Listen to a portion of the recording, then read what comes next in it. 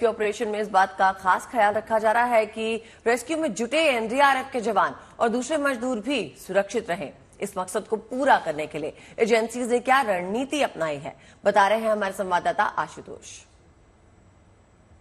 उत्तरकाशी के सुरंग में हादसे में उन 41 लोगों को बचाने के लिए जो रेस्क्यू ऑपरेशन शुरू हुआ है उसका 9वां दिन है और 9वें दिन भी कोई बहुत बड़ी कामयाबी अब तक हाथ नहीं लग पाई है, लेकिन तमाम कोशिशें जारी हैं। और इस बीच लगभग मल्टी डायमेंशनल अप्रोच यानी एक नहीं कई रास्तों पर विचार किया जा रहा है। मसलन पहाड़ के ऊपर से खुदाई की जा रही है, वहां से ड्रिलिंग करने की तैयारी हो रही है। साथ ही जो पहले ही ऑगर मशीन काम कर रही थी उसकी तीव्रता बढ़ाई जा रही है, वो खराब ना हो तो उसके जो स्पेयर पार्ट्स हैं वो मंगा लिए गए। एक ऑल्टरनेटिव मशीन जो है वो इंदौर से एयरलिफ्ट की गई है और जो कुछ भी जरूरी होगा उस ऑपरेशन के लिए वो तमाम चीजें मुहैया कराई जा रही हैं साइट पर। लेकिन इस बीच एक और प्लान जो काम चल रहा है वो है सुरंग के उस हिस्से में इस तरह के कंक्रीट ब्लॉक लगाना। ये ब्लॉक क्या करते हैं, दरअसल अब जो मशीन चल रही है वहां मलबा गिर रहा था, उसके वाइब्रेशन से जैसे ही मशीन ड्रिलिंग करती है आगे कोई ठोस चीज आती है तो मशीन का घर्षण बढ़ता है, उससे कंपन हो रहा है और कंपन से मलबा गिर रहा है।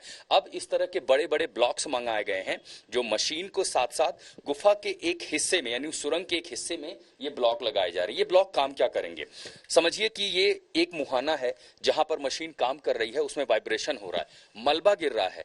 जहां काम चल रहा है वहां भी बड़ी संख्या में मजदूर और एक्सपर्ट काम कर रहे हैं और ऐसे में एक और बड़ा हादसा ना हो जाए, अब ये ब्लॉक लगाए जा रहे हैं। इसका रास्ता ये होगा कि मान लीजिए अगर यहां से मलबा गिरा, वो तमाम सारे लोगों को यहां से निकलकर 200 मीटर बाहर सुरंग के बाहर वो पहुंच सकते हैं। तो आगे जो आर्क लगे हैं वो प्रोटेक्ट करते हैं, लेकिन जो फ्रेजाइल हिस्सा है जहां सब कुछ टूट सकता है वहां इस तरह के ब्लॉक बेहद कारगर साबित होंगे। और इसीलिए जो 6 एक्शन प्लान है उसमें एक हिस्सा ये भी महत्वपूर्ण है कि जो अभी लोग काम कर रहे हैं उनके साथ कोई हादसा ना हो, और इसीलिए बड़े बड़े ट्रकों पर लाद के इस तरह के ब्लॉक्स जो है इसमें साइट पर पहुंचाए जा रहे हैं जिनकी असेंबलिंग की जा रही है ताकि और जान माल का नुकसान ना हो। उत्तरकाशी से मृदुल के साथ में आशुतोष मिश्रा। वहीं उत्तरकाशी के टनल में फंसे मजदूरों को निकालने के लिए अब बड़े स्तर पर टनल से जुड़े एक्सपर्ट्स की राय ली जा रही है। इस रेस्क्यू ऑपरेशन को सफल बनाने के लिए अंतर्राष्ट्रीय टनलिंग और अंडरग्राउंड स्पेस के अध्यक्ष प्रोफेसर अर्नोल्ड रिस भी उत्तरकाशी में मौजूद हैं।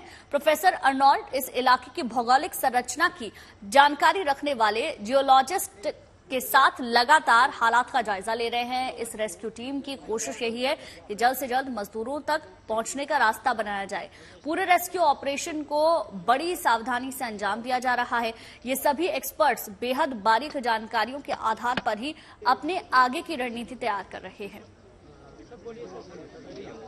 देखिए 3 तस्वीरें हम आपको दिखा रहे हैं किस तरीके से रेस्क्यू ऑपरेशन जारी है, क्योंकि बहुत ही स्ट्रैटेजिकली आगे बढ़ने की जरूरत है और टनल में जो मजदूर फंसे हैं उनका आत्मबल बढ़ाने की भी जरूरत है, क्योंकि 9 दिन ऑलरेडी हो चुके हैं और ऐसे में उन तक जरूरी सामग्री तो पहुंचाई जा रही है लेकिन मनोदशा उनकी मजबूत रखने की पूरी कोशिश है।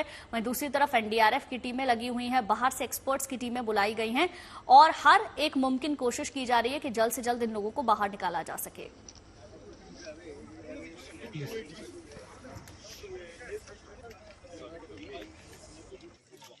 We are getting 41 men out of this tunnel and we're making sure no one else gets hurt in the process, and if it takes us a little time, we'll take time, because all of us agree that we cannot rush and endanger the lives of any more people, and we also agree that we are able to get these men out. So please give us a little time.